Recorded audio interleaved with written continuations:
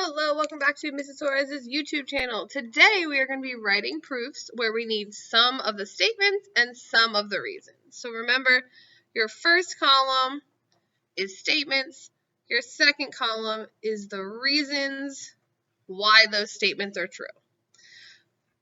So first one, we've got this picture. We are given that AB is congruent to BC. Let's mark it on our diagram. And AD is congruent to DC. Let's mark that. We always start our proof with just rewriting the given. So let's do that. AB is congruent to BC and AD is congruent to DC. Next, we've got BD is congruent to BD. We know that that is the reflexive property. Something is congruent to itself. And then we've got the two triangles are congruent, which is what we're trying to prove, by side, side, side. That's it. First one was really easy, but let's look at the second one. So the second one, we've got this diagram. We're given L is the midpoint of JM and KN, and we're trying to prove triangles are congruent. There's nothing to mark for this one, so let's just get started with the proof. Our first statement, we just rewrite the given, and the reason is given. Next, I gave you the reasons, and we need to come up with the statements. So the first, well, they're both definition of midpoint. So because L is the midpoint, we can say KL is congruent to LN.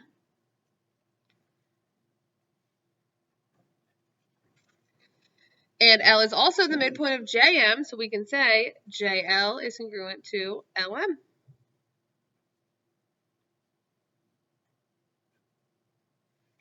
And those are both definition of midpoint. Next, I gave you the statement. It says angle JLK is congruent to angle NLM. And we know that because they are vertical angles. And we know vertical angles are congruent. And now we've got enough info to prove the triangles are congruent. So triangle JLK is congruent to triangle MLN. And that is going to be side, angle, side. All right, let's flip it over.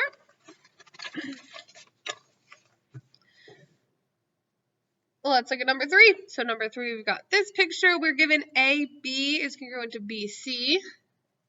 Let's mark it. And BD is a median. That will be important. We need to know what a median is. Remember, a median goes from the vertex to the midpoint of the opposite side. So D is our midpoint. All right, so given, we just rewrite what we're given. AB is congruent to BC, and BD is a median. And of course, that's just given. All right, so now we know AD is congruent to DC. We know that because medians go from vertex to midpoint. So we can say definition of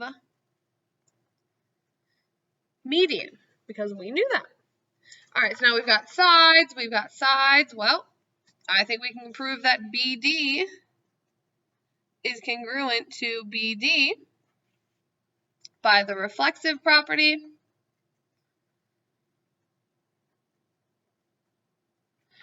And in turn, triangles are congruent by side, side, side. All right, next one is a little tougher. This looks a little crazy, but let me explain it. What I did is I took our table and I just split it in half. There's actually 3 ways we can prove these triangles are congruent, but I gave you room for 2. So first, I'm going to just ignore this side of our table, and I'm going to focus on this side. So really, this is 2 separate proofs. I just didn't want to make 2 separate tables so that I wouldn't have room. So number 2 is its separate proof. Number 1 is its separate proof. I'm going to use different colors so we can differentiate between what we're proving here. So number 1 is going to be green. Hopefully you can see that color. All right. So we are given ABC is isosceles. We have to remember isosceles means 2 sides are equal and the base angles are equal. And BD is an angle bisector. So there's nothing to mark yet. So we've got given, and our reason is given. Next, I told you that AB is congruent to, cross this out. This was a typo on my part. I apologize. This should say CB. AB is congruent to CB. My apologies. So let's mark that. AB, CB. And how do we know that? The triangle is isosceles. So we can say definition of isosceles. All right, so now we have this, and next we're given the reason of definition of angle bisector. We have to remember what bisect means. That means it splits it in half. So BD is splitting this angle in half. So that means angle 1 is congruent to angle 2. So let's mark that. All right, so now we're thinking, okay, we've got a side, we've got an angle. Well, BD, they share that, so we can say BD is congruent to BD by the reflexive property. So now we've got side, angle, side, which is the reason that I gave. So we just have to say triangle ABD is congruent to triangle CBD by side, angle, side. So that is one way we can prove these triangles are congruent. Now, we're going to ignore all the green, ignore this side, and we're just going to focus on number 2. I'm going to use this purple-ish pen. So everything is wiped clean. We're ignoring all the green markings. And we're going to prove these triangles are congruent by a different theorem. So we've already used side, angle, side. Let's use another one. All right, so first, we rewrite what's given. Our reason is given. That does not change. Now, instead of saying the two sides are equal by definition of isosceles, remember, we can also say the base angles are congruent.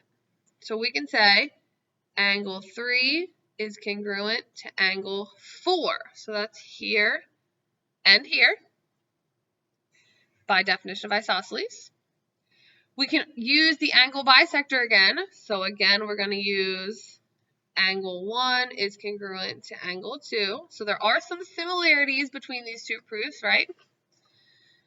So now we've got an angle and an angle. There's actually 2 ways, so there's actually 3 ways total that we can prove these triangles are congruent.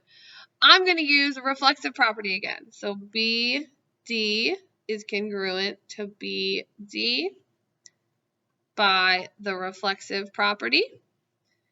And then if we look at the purple markings, we have angle, angle, side. So our triangles are congruent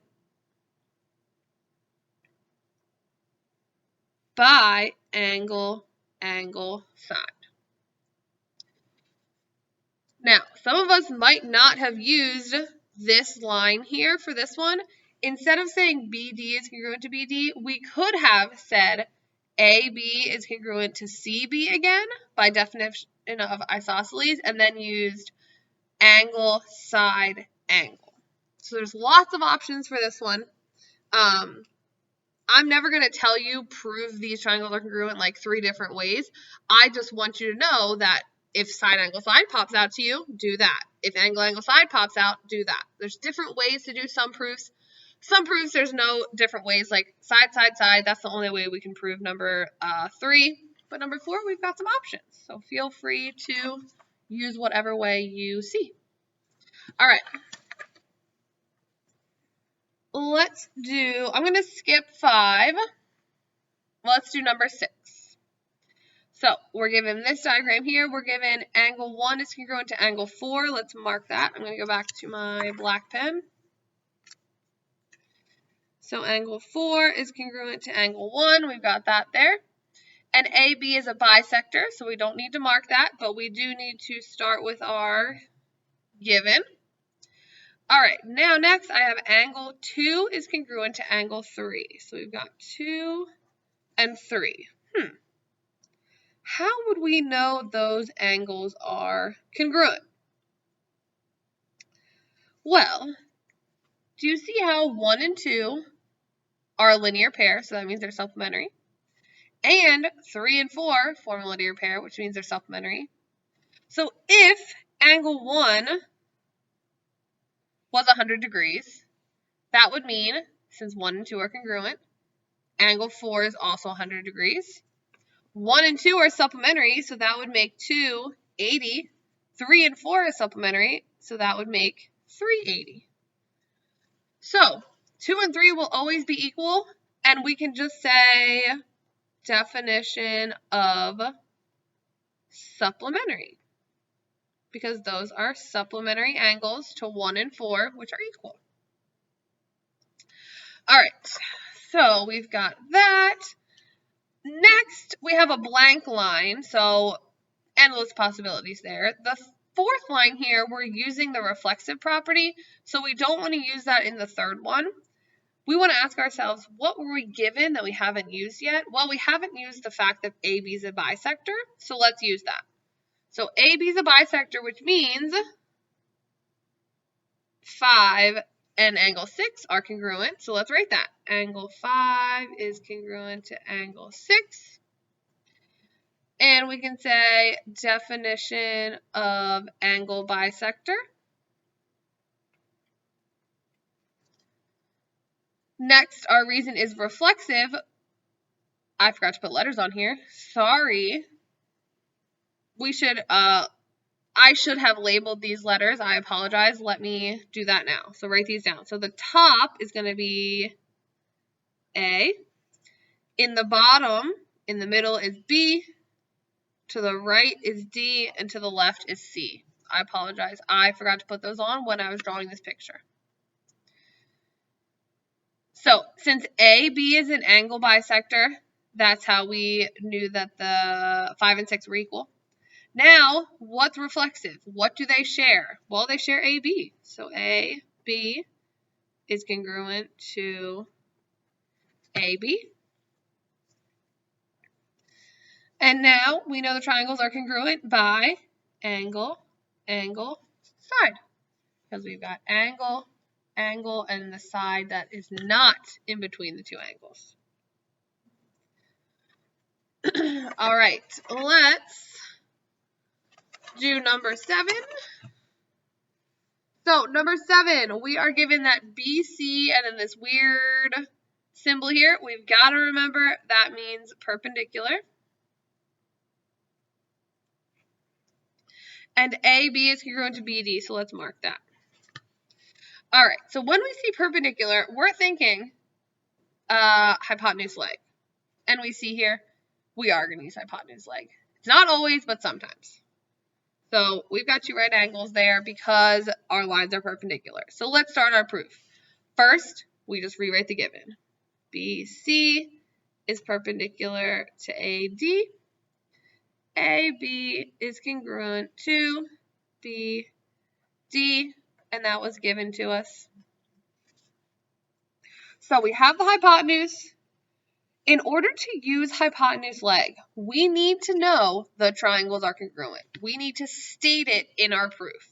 So because we've got right angles there, we can say triangle ABC and triangle DBC are right.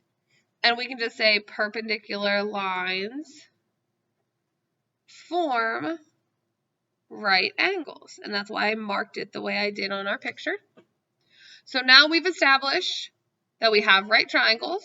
We've established the hypotenuses are equal. We need to establish that the legs, one pair of legs are equal. Well, they share them. That means they're equal. CB is congruent to CB by the reflexive property.